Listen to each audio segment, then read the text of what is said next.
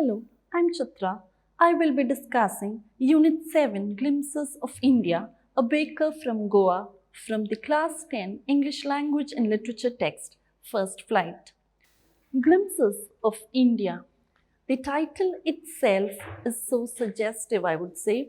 The title brings to our minds a lot of images, isn't it? Countless images of India. India, after all, is one vast country, distinct because it celebrates unity in diversity. So we find that India is symbolic of the right of colors, and colors and festivities. Now, for every unit in First Flight, there is a pre-reading task. I would like to begin my session with the pre-reading task or the before you read questions for this chapter. What is the purpose of the pre-reading task or the before you read question? It gives us some inkling or it tells us what to expect from this chapter. After discussing the before you read questions, we kind of understand what to expect from the unit. So we start with the before you read activity. There are two questions that I would like to discuss here today. One, what images of people and places? Yes, while discussing India or while introducing India, our country, we were talking about those images, some iconic images, but then countless, infinite, any number of images to talk about India, be it people following different religions, customs, practices, festivals, and so on. And also the places ranging from the Himalayas, the northeastern hills, the plains of central India, and then coming to the peninsular part of India, the beaches, and so on. Not to mention the deserts of Rajasthan. So India is a beautiful country which again celebrates unity in diversity. So this diversity, from where has this diversity come? How is it that Indian culture is diverse in nature? For that, we have to discuss question number 2. You may know that apart from the British, the Dutch, the French, and the Portuguese too visited India, and they've played a part in shaping the history and culture of our country. Can you say which parts of India show French and Portuguese influences? Yes, we know that the culture of a place borrows or is modeled after other influences, foreign influences, for example. Now, talking about India, when we think about the settlers, there are people who've come to India as settlers, as invaders, as conquerors, as traders, as missionaries, and so on. Now, usually we think in terms of the Britishers because, after all, yes, we were under British rule for a long time. But then the text seems to say that there is also considerable influence from the French and the Portuguese as well. Now, this kind of influence is pronounced or can be seen more evidently in the peninsular region of India because, after all, these travelers came to India through the sea routes. So we find that the French and Portuguese influence can be seen in the southern part of India, especially places like, say, Goa, Kochi, Pondicherry, and so on. And what about this influence? Although centuries have passed since this happened in history, it was a long time back. But still, even in our everyday, day-to-day life, we find if we do some research, we understand that it is not like very, very indigenous, our culture. It's not at all 100% native, but then we have borrowed cultures and practices from others, like, for example, the French and the Portuguese. The architecture, for example, if we look into the images, the architecture, for example, the churches in Goa, as we know, is the place of churches and beaches. So the churches in Goa, the architecture, the festivals. So coming back to food, after all, we are discussing how bread making was introduced in Goa or to Goans. So if we do some research, we understand that bread making was introduced first by the Portuguese, that is the Portuguese settlers in Goa, and how the Goans took it up with gusto, and probably they tried their hand at making bread, and how they came up with variations by including their own ingredients, native ingredients maybe, And that is how again Goa earned the name the land of bread eaters as well. So in this chapter, we try to understand the role played by a baker in Goa, and also we are introduced to the mouth-watering varieties of bread available in Goa. So now it's over to Goa. A baker from Goa. The tagline of this lesson says that it is a pen portrait of a baker in Goa. Now, what is a pen portrait? A portrait, as we know, is a picture. What exactly is a pen portrait? It's a picture that we draw using words, not exactly draw. It is a picture that we conjure using words. It's a picture with words. So, here we have an account, quite an autobiographical account. It is in first person. Since it's an autobiographical account, it's narrated in first person, where the narrator takes us to Goa, or exactly to the culture or the tradition of making bread and how it originated in Goa, and also the status of a baker in Goa. The small episode is written by the famous Konkani writer Lucio Rodriguez. Now, a baker from Goa starts with the description of baking in Goa, how very briefly as to how baking originated in Goa and what has happened with the passage of time. Our elders are often heard reminiscing nostalgically about those good old Portuguese days, the Portuguese and their famous loaves of bread. So the first sentence itself sets the tone of the account in motion. It's a light narrative. The tone is personal. Here, the narrator talks about how his elders, or the older generation, they still think a lot about the Portuguese influence or the advent of the Portuguese in Goa and what they brought with them, especially the tradition of making breads. Our elders are often heard reminiscing nostalgically. So once in a while, when they are in a very reminiscent mood, they talk about the good old days, isn't it? And it is again typical of elders, I believe, to often talk in terms of the good old days. So reminiscing nostalgically, talking again, thinking and talking about the days of yore, about those good old Portuguese days when the Portuguese still lived in Goa, the Portuguese and their famous loaves of bread. So we are introduced to the loaves of bread right at the beginning of the account. Those eaters of loaves might have vanished, but the makers are still there. The narrative starts by mentioning the elders and their habit once in a while of taking a walk down memory lane, thinking about past glories. Now here, the narrator introduces us to loaves of bread brought to Goa thanks to the Portuguese.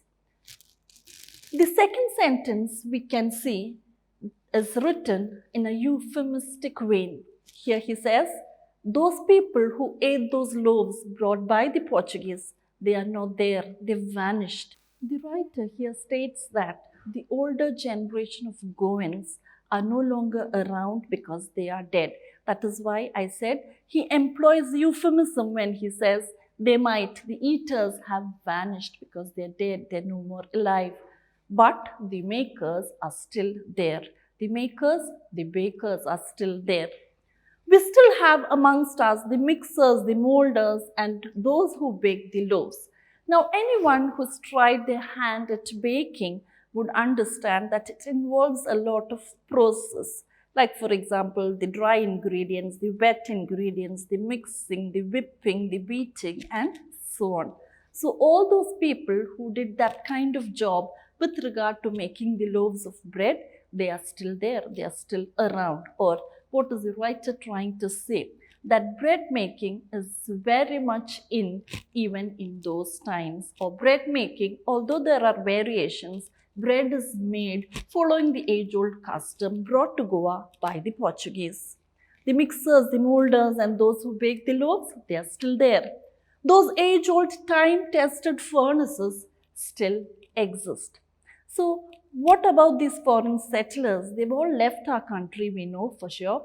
But then they've left behind sometimes a lasting legacy, a legacy of customs, practices, habits, architecture, isn't it? So similarly here, he says, those time-tested furnaces. So here he's talking about the art of making bread. Now, unlike in our present times where bread is baked in electric ovens, in those times bread was baked in furnaces. Here we are taken to, or we are provided with an image of a furnace, a good old furnace used in olden times that probably used firewood as fuel. And this furnace or furnaces all over Goa stand as an open testimony to the kind of bread that was baked in those times, in those days. Time tested, this has not vanished with the passage of time, or it has withstood the passage of time. Those furnaces are still there as a symbol of bread making in Goa and its origin. Those age-old time-tested furnaces, again furnaces that have withstood probably the ravages of time, they are still there. The fire in the furnaces has not yet been extinguished. Here again we understand that it is a metaphorical statement.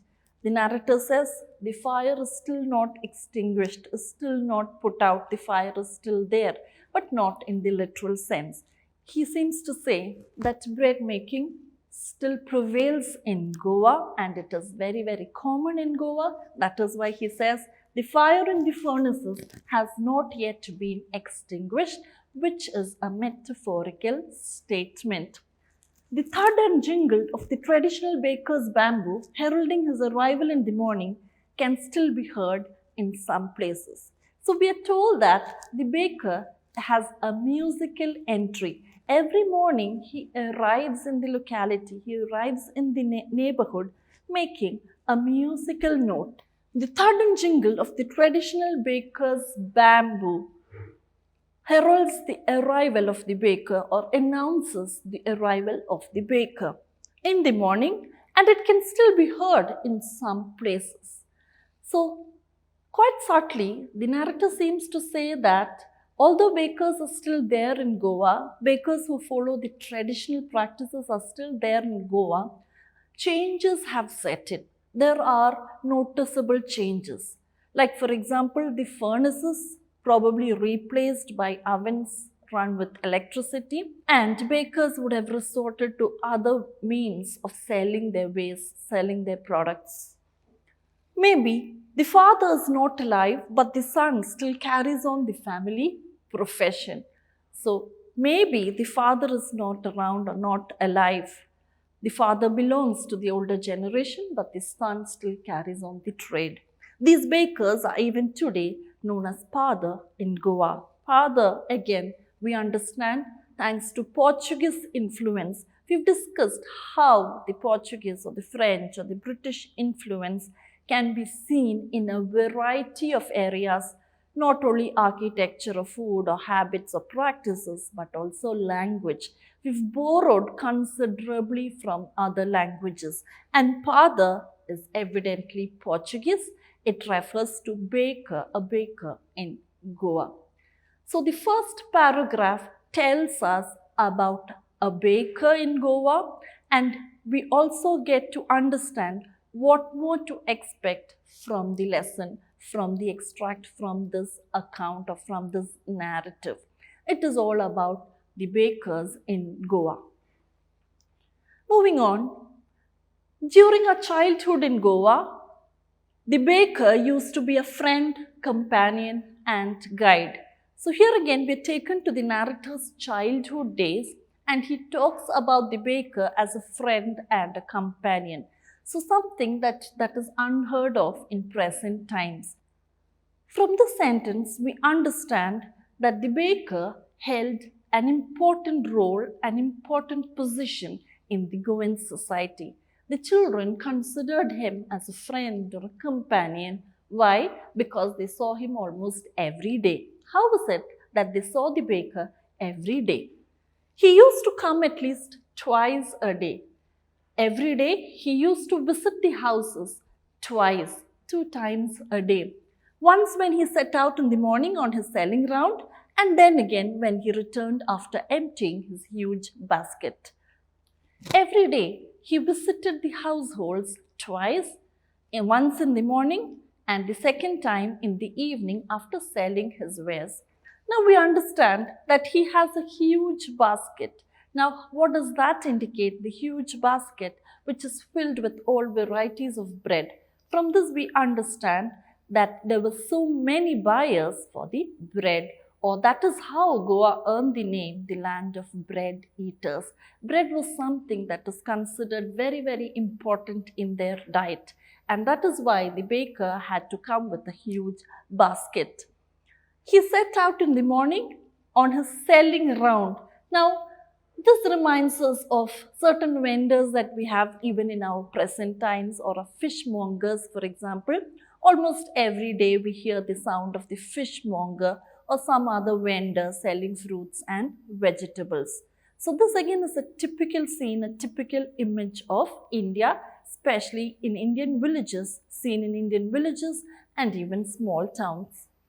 The jingling thud of his bamboo woke us up from sleep, and we ran to meet and greet him. Why was it so? Was it for the love of the loaf? Not at all. So here again, we are transported back in time.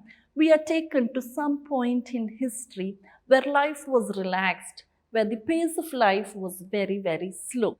The narrator tells us that every day he used to wake up with the sound of this musical sound of the baker, the jingling sound of the baker's bamboo staff.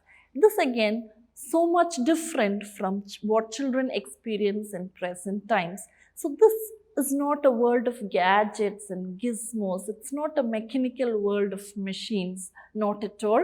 We are taken back in time to such a world, a serene world, a more peaceful, calm world. The children woke up from sleep as they heard the thud of the bamboo or the jingling of the bamboo staff, and they went to greet him. Why was it so? Why did they go out? Was it for the love of the loaf? Not at all. The loaves were bought by some Paskin or Bastille, the maidservant of the house. Then why did the children rush out to meet him? Now Paskin and Bastille are again typical Goan names. These names also come under the Portuguese influence.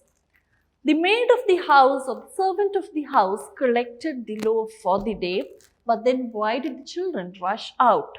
What we longed for were those bread bangles. They longed for the bread bangles which we chose carefully. Sometimes it was sweet bread of special make. We know how children enjoy sweets, chocolates and ice creams, isn't it? So in those times, it was the sweet bread or the sweet rolls that they enjoyed having. That is why they rushed out every morning when they heard the thud or the jingle of the baker's bamboo staff.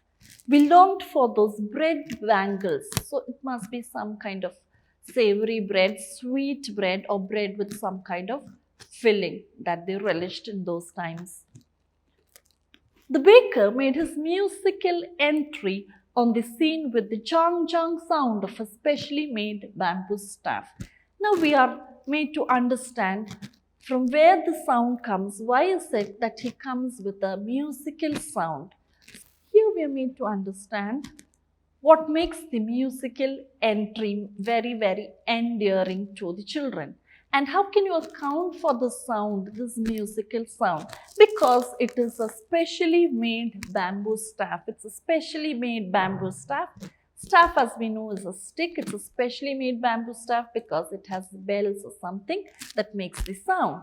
So he comes, that is why it is called a musical entry. And the moment the sound is heard, the children run out of their beds to greet him, because we are already told that he's a guide, a guardian, a friend to them. One hand supported the basket on his head and the other banged the bamboo on the ground. So it's a huge basket and he keeps it on his head and he has to support himself on the bamboo stick. That's how he makes this entry. So here again we understand why this is called a pen portrait. The narrative fully seems to justify the tagline, a pen portrait of a baker. We get an image of this person, this baker, a very friendly person who walks in with this big basket of bread. He would greet the lady of the house with good morning and then place his basket on the vertical bamboo. We kids would be pushed aside with a mild rebuke and the loaves would be delivered to the servant. So this happened every single day in most of the Goan households when sometime in the past. That is why he says our childhood days. So we are again transported to the narrator's childhood days, when I told you life was much simpler. There was no hustle or bustle. There was no mad rush. It was not an alarm or a machine that woke up the children in those times. It was not the sound of traffic that woke up the children in those times. It was the musical entry of the baker. And once the baker entered the household, the children sometimes got in the way and they were pushed away, carted this side and that with a mild rebuke, a mild scolding, and the maid would collect the loaves for the day. But we would not give up. We would climb a bench or parapet and peep into the basket somehow. He says, but we would never give up. When we were asked to move out of the scene, we would somehow linger and then look into or take a look into the basket. Take a look at the basket, peep into the basket by climbing a parapet or a bench or something to find out what the baker has baked for the day. And what did they wish to have? The sweet loaf or the loaf that has some kind of a sweet filling. I can still recall the typical fragrance of those loaves. So in these 3 paragraphs, we find that sensuous imagery makes use of the senses or evokes the senses. Here we can actually see the baker coming to the house holding a basket and supporting himself on his staff, bamboo staff. We can actually see that. Similarly, we can savor the fragrance of the freshly baked bread, the freshly baked loaves. The fragrance of the loaves comes to us.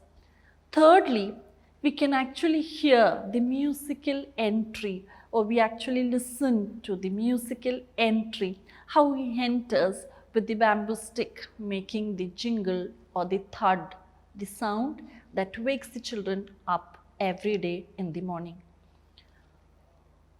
Then we did not even care to brush our teeth or wash our mouths properly. And why should we? So the children rush out of their rooms to greet this man who is their friend. Who would take the trouble of plucking the mango leaf for the toothbrush? Here again, we are introduced to old customs that like brushing your teeth with a mango leaf, with a leaf from the mango tree. And why was it necessary at all? Why was it necessary to brush your teeth? The child seems to argue. The tiger never brushed his teeth. Hot tea could wash and clean up everything so nicely after all. Here we are introduced to the world, the typical world of children, how they find excuses not to do things that they don't want to do at all. Here the children wake up only when they hear the musical entry of the baker, and then they rush out of their houses to welcome him, to greet him, and to peep into his basket to find out what he has brought. There, they do not brush their teeth, or they do not want to. When they're chided or when they're scolded or asked to brush their teeth, what is the ready-made excuse that they come up with? It's not necessary to brush your teeth because anyway you're going to have a cup of hot tea. And secondly, they would come up with the very, very funny argument that the tiger never brushes his teeth. So why should we? Here again we are introduced again or taken to the world of children, the very, very innocent world of children, and how they go about their business. The world of children which is characterized by innocence. So this part of the text is also important. The excuses made up by the children, that again in a very serious tone about not brushing their teeth. Actually, why didn't they brush their teeth? It is because they are eager to greet this man who is their friend, the baker, the pada in Goa. So with this we come to the end of the first part of the text. As I told you, This text or this account or this narrative introduces us to a baker, a pade in Goa, and the place that he holds in Goan society. What is the place that, or what is the status of this man in Goan societies or in a Goan village or a Goan small town for that matter? And secondly, we are also introduced to life in Goa as seen through the eyes of a child, because the narrator is talking about his childhood days, what he looked forward to as a child every day. As a child, how every day the children would look forward to the arrival of the baker. Oral comprehension check is an important feature of the text First Flight, and based on the 3 paragraphs that we've just discussed, we have to look into the oral comprehension check. The first question, what are the elders in Goa nostalgic about? We find the answer in paragraph number 1. The elders in Goa often reminiscing nostalgically about the good old Portuguese days, the Portuguese and their famous loaves of bread. We find that the elders here are found to be reminiscing nostalgically, thinking about the good old Portuguese days. So good old days is a usage talking about days in the past, good old days, days that were better than the present days.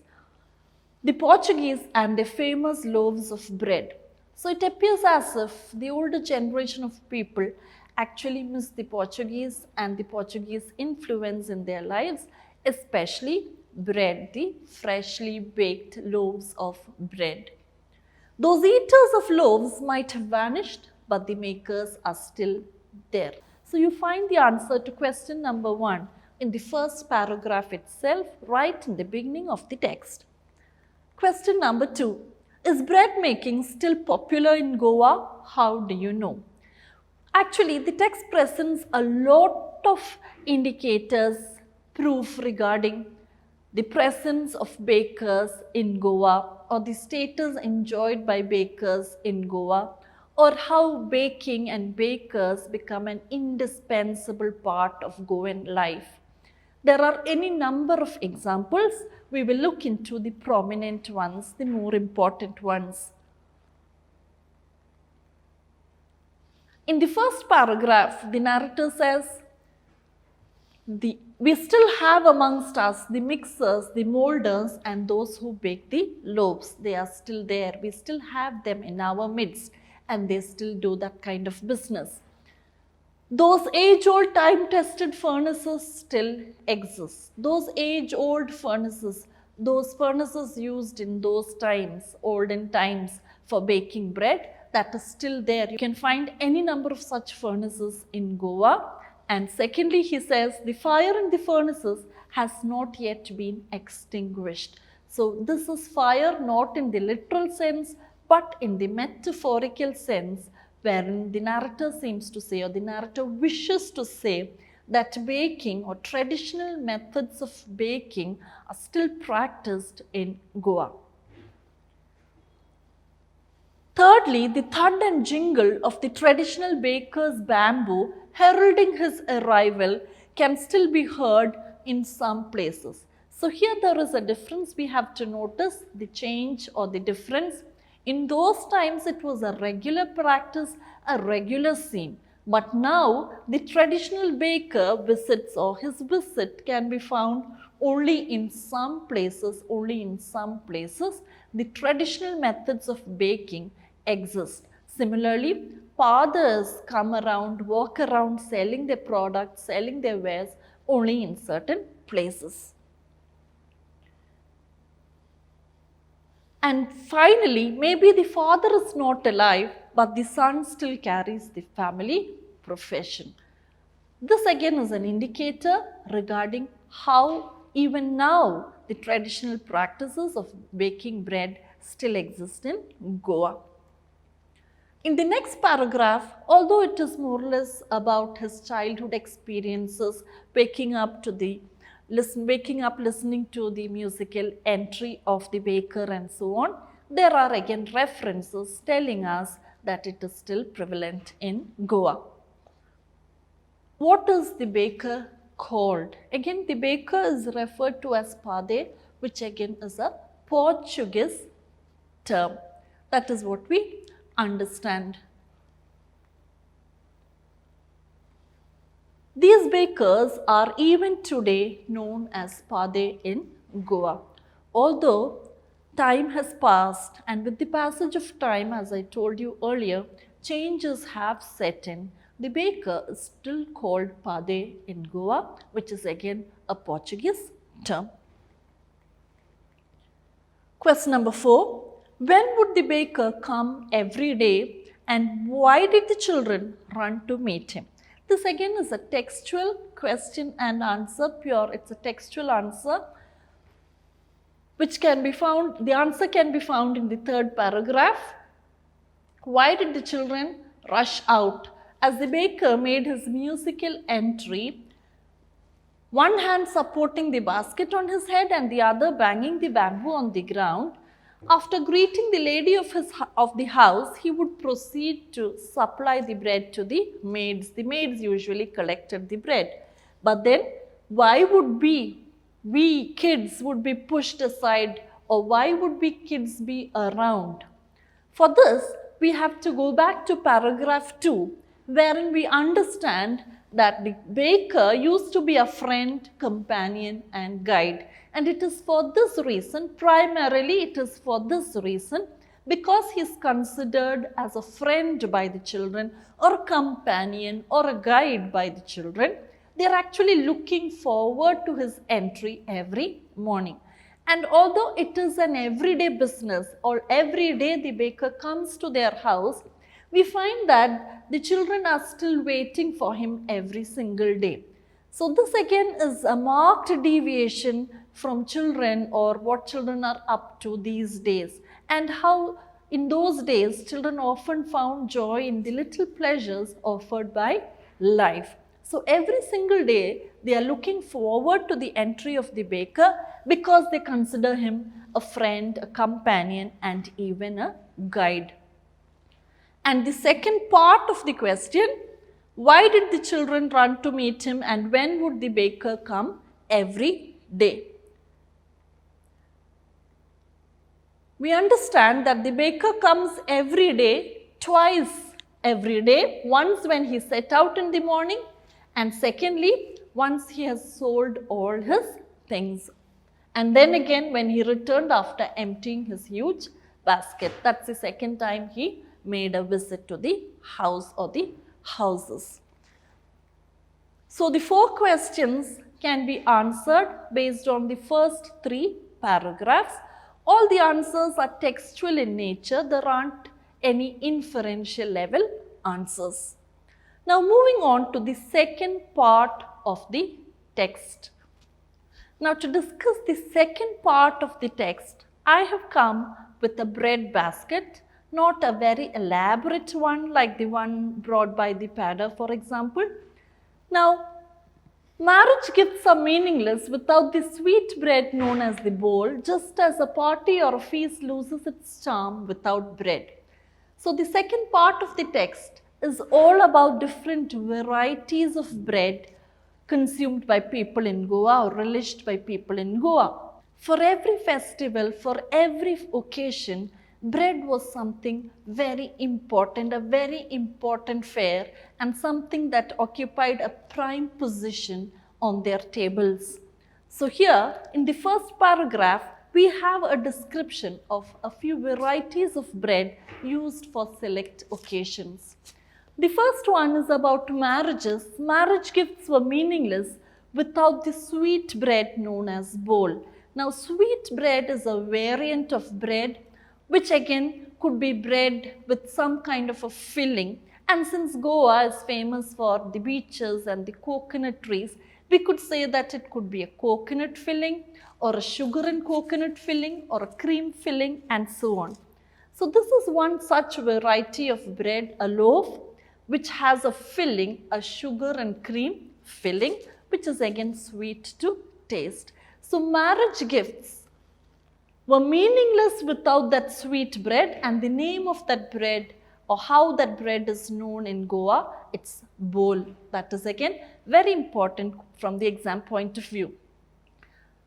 Not enough can be said to show how important a baker can be for a village. So this paragraph is all about how important the baker was to a village. The lady of the house must prepare sandwiches on the occasion of her daughter's engagement. So from marriages to engagements, it was important for the bride's mother to make sandwiches. Now sandwiches usually made with regular slices of bread. So probably the mother was or used her cooking skills the best when making such sandwiches for her daughter or for her daughter's engagement. So from marriages to engagements.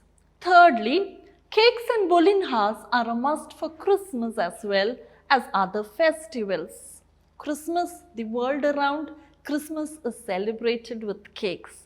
Similarly, in Goa, Christmas time was also the time for sharing cakes and again different varieties of bread.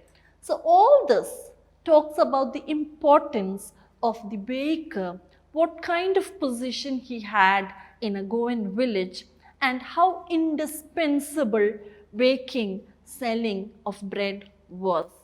Thus we understand the presence of the baker's furnace in the village is absolutely essential, how important it is.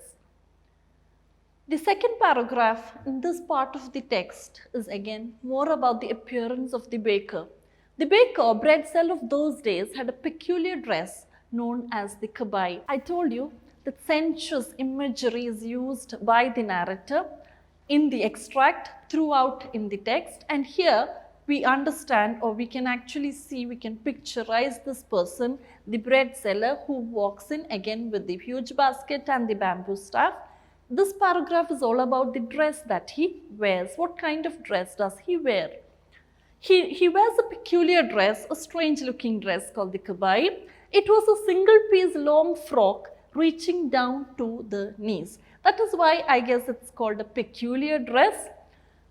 It is kind of a frock that he wears. He wears a frock maybe because he has to travel for a long time. Like for example, he starts off in the morning selling bread and by the time he finishes, it is almost evening. Maybe for convenience sake, he wears this frock which is quite easy to wear, a single piece frock that reaches up to his knees. But what has happened again with the passage of time? In our childhood, we saw bakers wearing a shirt and trousers which were shorter than full-length ones and longer than half pants. So as time passed, we can see changes again in the attire of the baker also, what he wears. So from the frock, from the single piece frock worn by the baker, we find a transformation. In the narrator's childhood days, we find that bakers wore trousers and shirts. And what kind of trousers and shirts? Here again, quite strange because the trousers were shorter than full-length ones and longer than half pants. This again we understand it is only for convenience sake. Even today, anyone who wears a half pant which reaches just below the knees invites the comment that he is dressed like a padir. So this paragraph is all about the dressing style, the kind of dress worn by bakers, the kind of dress worn by bakers originally, then what happened with the passage of time and how changes have set in, and what kind of dress did the baker wear in the narrator's childhood days.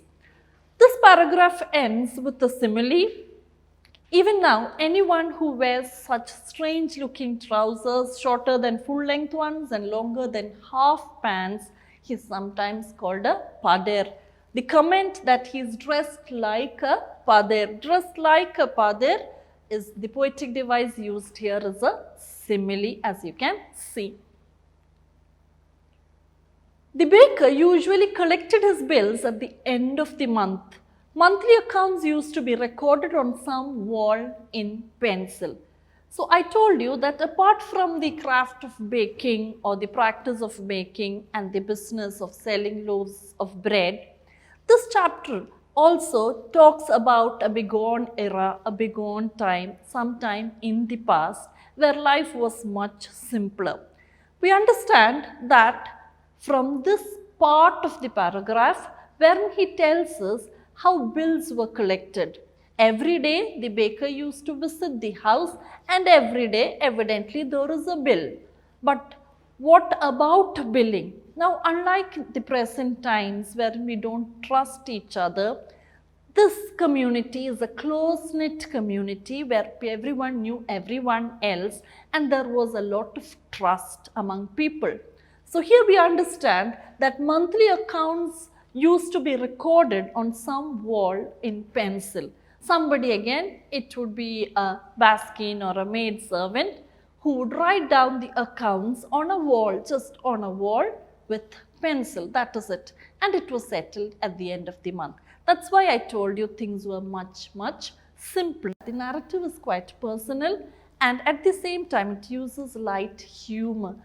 By way of concluding, the narrator tells us that bakers in those days were very, very happy and prosperous.